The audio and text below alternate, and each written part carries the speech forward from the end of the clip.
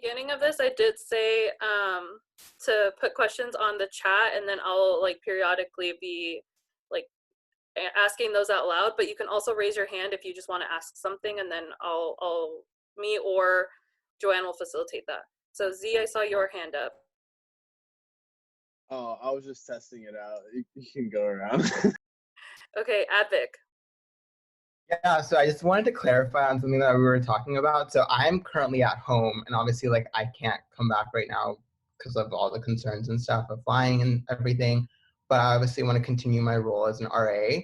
So kind of what does that look like with like duty and meetings and stuff like that? It's Mary. If you are coming back, then we can have a conversation. The lights just went in my office. Cool.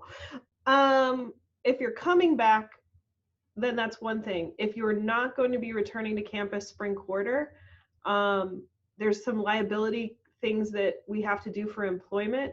And we're going to have an offline conversation, because at this point, I'm not sure that we can employ you in quite this way. Okay, thank you for the clarification. As far as staff meetings go, we've talked about essentially doing staff meeting kind of like in this fashion. And until we're told we don't have to do it like this anymore. So it'll really, obviously, there won't be any large events next quarter. So in our area group, it won't really be program planning. But we will at least get together weekly with any updates, if there are things that people want to talk about, if people want to check in.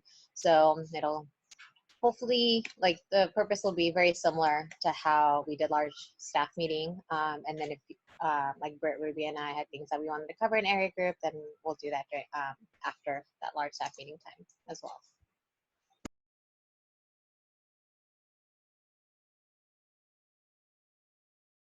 Any other questions? You can put them in the chat or raise your hand. I'll let you know. Steven. Can you hear me? No, I can't hear you. Oh, one of my residents lost his key, but he moved back to his home country. So he was wondering like how that would work for him, because he already moved out all his stuff. He'll But get charged $10. But that's student account. But is that it, or like because he lost his key, does that mean? That's it. It's just the key. Okay, cool. Yeah. So unless just the key, if like. Yeah, if you said there's nothing else in his space, he moved out, he followed everything else correctly, he'll just get charged for the missing key. Okay, cool. Thank you. So we've got a question. So the model of duty is the same, except now wearing gloves and sanitizing, etc. Mary, do you want to answer that question? Sorry. Basically, what we want you to do is put on gloves before your community walks. At this point, if you see any confrontation that you might need to do, you need to call for the RSO, and you need to limit your interaction and keep your social distance. We understand that that means that some things may fall under the radar. Really what we're looking for is any potential injury or safety concern outside of COVID that we might need to get an ambulance for. So I want you to keep social distance. Really, also, there's been literally a ton of locked doors. So as you have your gloves on and you're doing those things, locking doors, especially shutting doors that are propped or open, is key, because the less people that are going to be on campus, the less secure it's going to feel for the people that have to stay here. But we really do want you to limit your confrontations. A policy violation for noise isn't worth it, right? The alcohol confrontation, if you think it's there, get the RSO to help. It's not, but you should not be going in suites. You should not be doing those things at this point. We're really looking at a minimal presence so that people can be reassured that eyes are in the area in case of any potential safety concerns or issues. But really, we're really looking for securing the buildings at this point. And honestly, that's the basic expectation that I have for you. Another question we had in the chat was some of my residents rented their fridge and microwave from the university. Does anyone know the process to return that and if they will be charged the entire fee if they are moving out now? You need to contact Microfridge because it's not a contract with the university, it's a contract through Microfridge, and you need to contact the company. There's a question. So one of my residents went back home and her entire family's in quarantine right now and they can't come back to campus to help her move out. She's wondering if she can hire a moving crew to help her move her stuff out and send it to Oregon. So as long as that student is present, that should be fine. If there are extenuating circumstances where like maybe the student's already back like home and then they were planning to come back and now can't, that they would need Mary, would you want them to contact ResLife or HDH directly? They're going to want to contact HDH directly. There's a woman named Sabrina that's working on that. But unless it's like an outlying circumstance, because I think I know this situation and I'm helping a family deal with a situation. Remember how I said life happens? Life is also happening for them. They're not quarantined for COVID, they're quarantined for something else. So this is a case by case, but I can tell you it is not something you should broadcast for go home and come get your stuff later and your housing contract, because we need people to take their stuff with them. The occasional I forgot my stuff or I left without my stuff we can deal with, but we need to be working to tell people that they do need to take their stuff, because we're going to need to it doesn't help us if people leave and then leave all their things. A question that was asked in the chat and was answered, but I want to make sure everybody knows it in case anybody doesn't have the chat open. Can a student mail a key back to ResLife if they forgot to turn it in? Yes, they can, but they should email Isabel first. That way we can kind of make sure that they don't get charged before we get the key back. That'll help Isabel manage that information with HDH. And then Suds, you have your hand up. Yeah, some of my residents have been expressing concerns about living in a different time zone and attending classes that are at odd times. And I know you all might not have an answer, but just have you heard anything about this or any communication that has gone out to the professors? But here we are.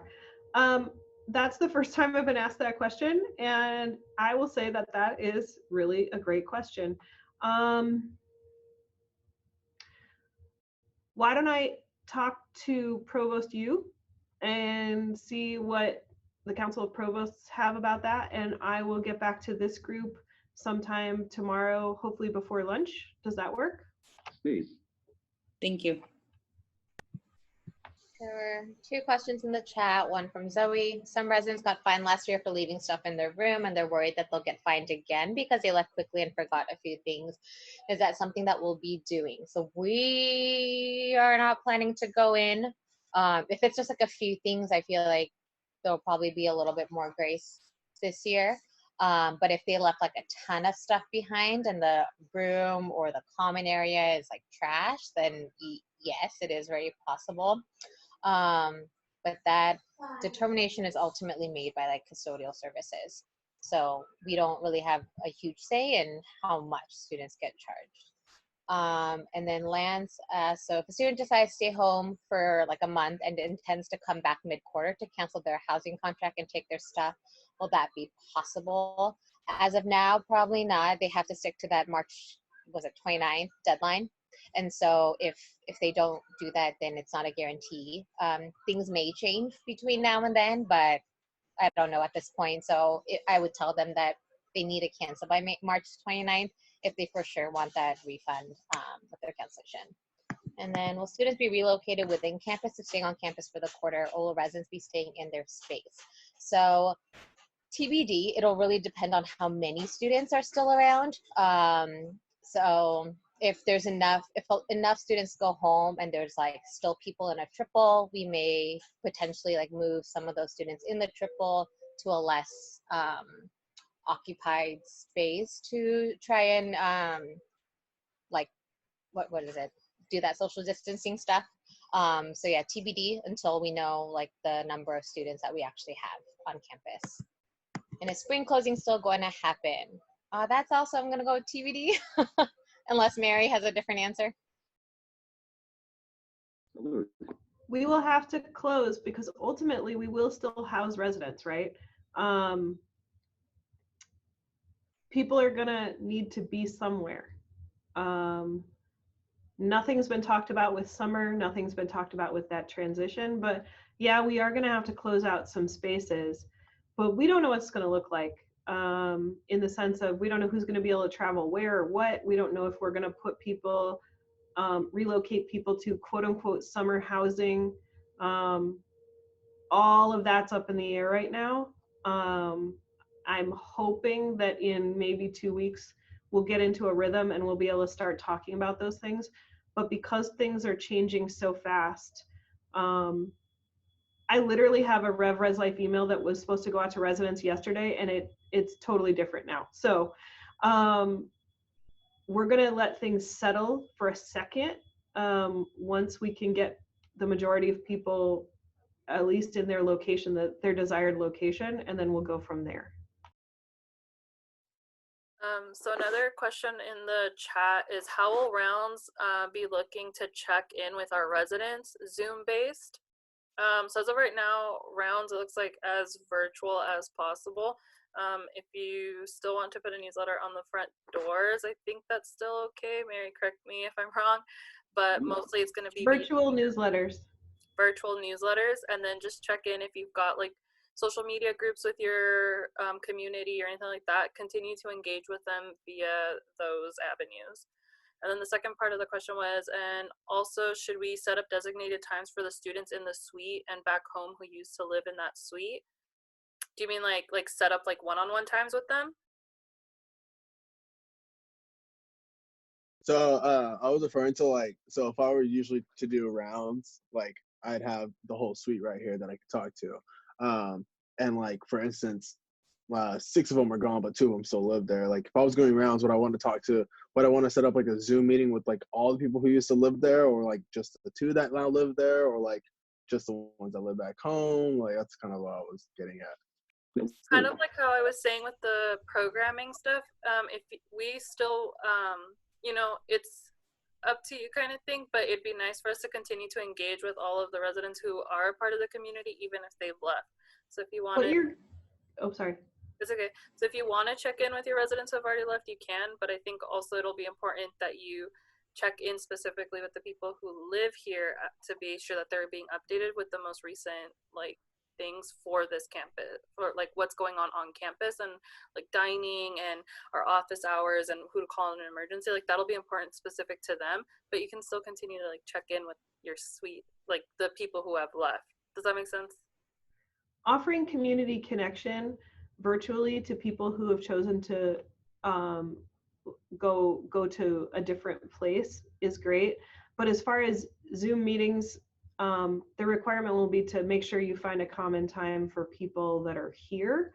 And then if other people just want to join, because that's great, but it will be the requirement that you focus on the people that are here, and then just to give a value added to people that are already gone to still connect in space with their friends, right? Like we can do that.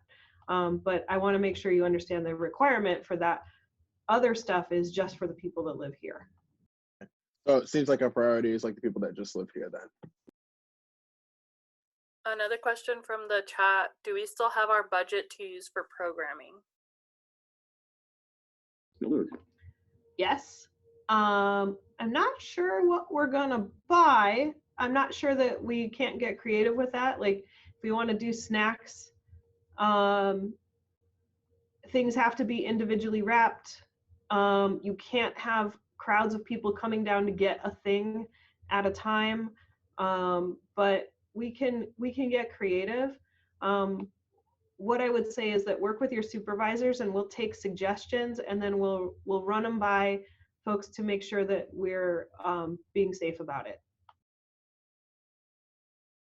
You know, one thing like Six College is doing, I think like, because like their concerts canceled, all that stuff, they're doing like concert in a bag. And so there's like I don't know. I was gonna say CD, but I don't feel like that's relevant anymore.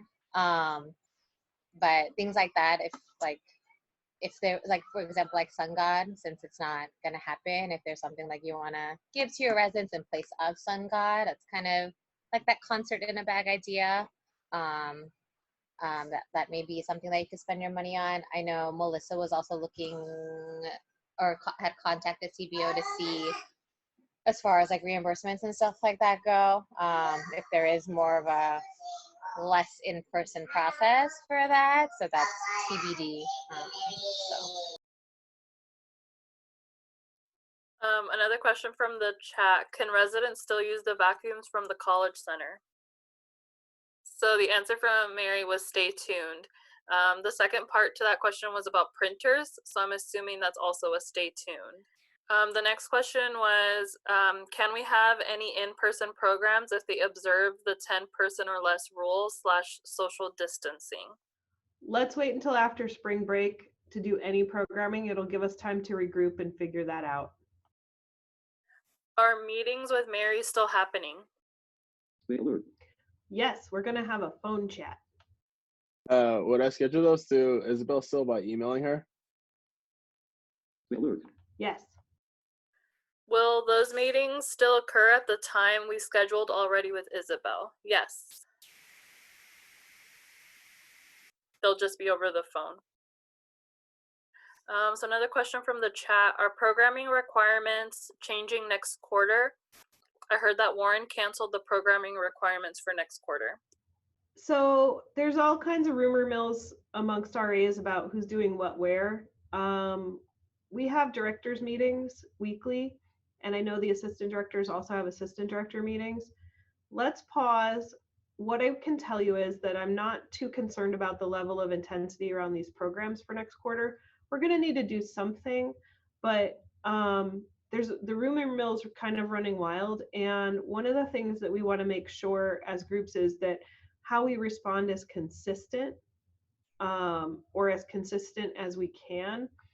And right now, with things changing all the time, I think consistency is hard to achieve. So please understand, I'm going to ask those questions, but we're going to work with you on programming, and we're going to be pretty accommodating.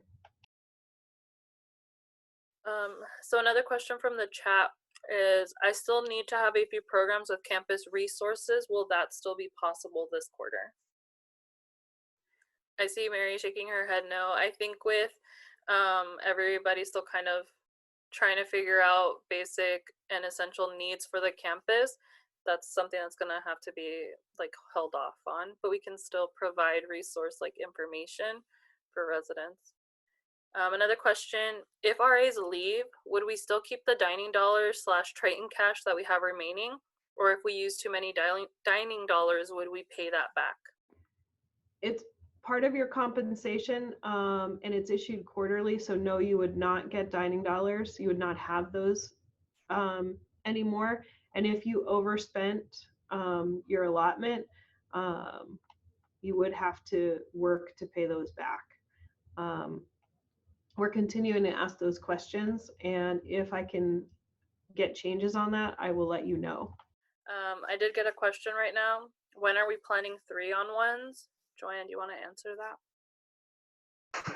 I'd say TBD. I mean, unless you all like want to. I think we just felt like so many things were changing, and like I think we didn't want to force you into these meetings and have you talk about like, hey, this is what we expect of you next year, when you may not be in that headspace to do so.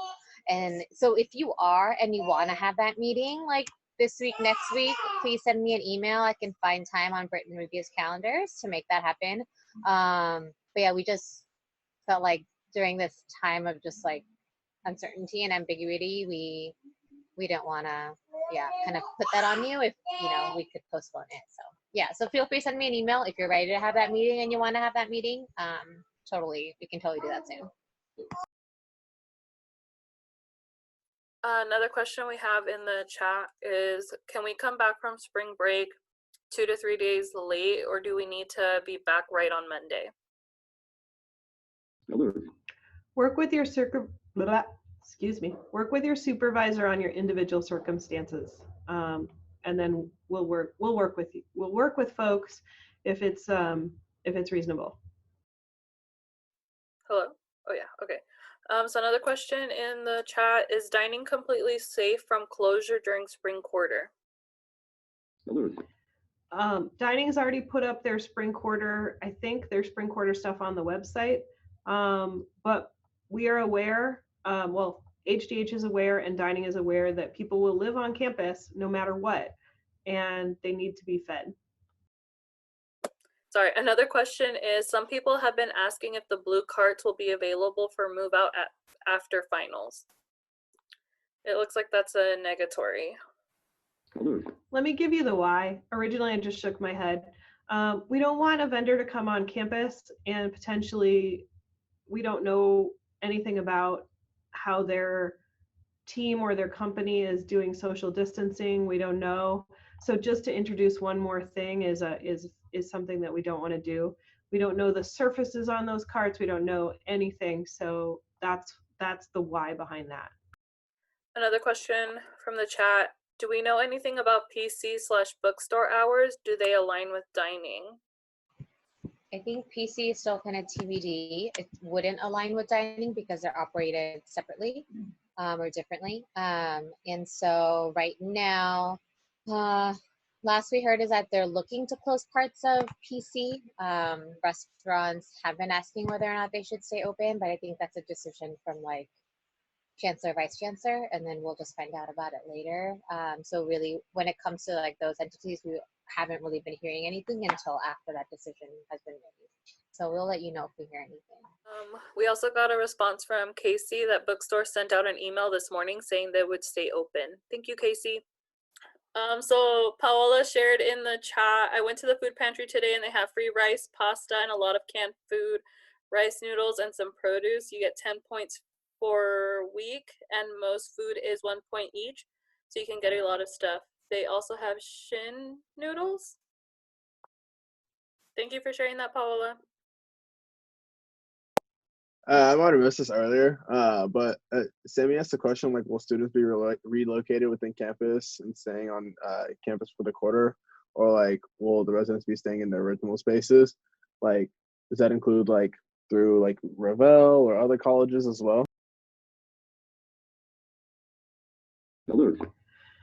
So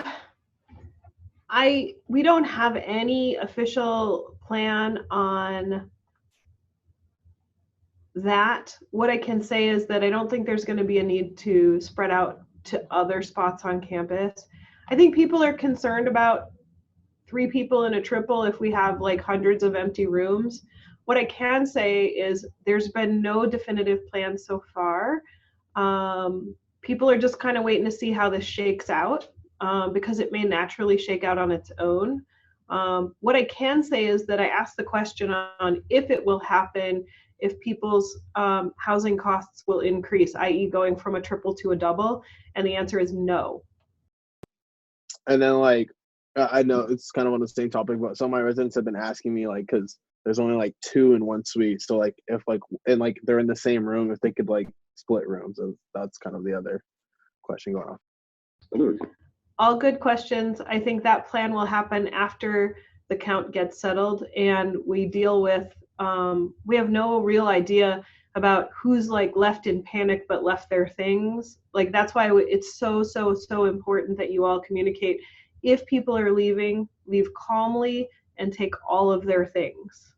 Because I don't want anyone to have any abandoned items, because at some point we're going to have to treat them like abandoned items, and that's not going to happen tomorrow, but at some point we're going to need to get in and figure out what's what. I just wanted to give an update, and Mary, I don't know if you have different information, but my understanding is admin building is closed. So if students have any questions, particularly with advising, they should do it through the back. There's still academic advisors who will answer all those questions, just not in person. So if any of your residents have questions, I imagine it's pretty similar across campus. I can't imagine just like this is only REVELLE specific. But if any of your residents have questions about classes or anything like that, you can tell them to go to the back because advisors will be checking that regularly. That is correct. The campus is going to, anyone that can work remotely needs to start doing that by 5 p.m. tomorrow. So there's going to be a lot of alternative accessing of resources. I know I'm friends with the director of the LGBT Resource Center on Facebook, and they're reaching out and telling students how to get in contact with them virtually, etc. We in Res Life are considered essential staff, so we're going to be doing as much of that remote as we can. You may see a person in the office occasionally because we just physically have to, deal with something like a key or something. But we're gonna figure that all out tomorrow. We'll continue to figure it out tomorrow. We have some good steps in place. There's reduced staff already, and I believe that we will go down to more again. And I will send out a report to you all tomorrow to kind of let you know what that's going to look like as soon as we get the next final decision on things. Elizabeth also added in the chat that there are walk-ins and appointments via Zoom available. Mary, did you want to do your wrap-up question, seeing as we don't have any other questions coming through? Sure, I just want to know how folks are doing.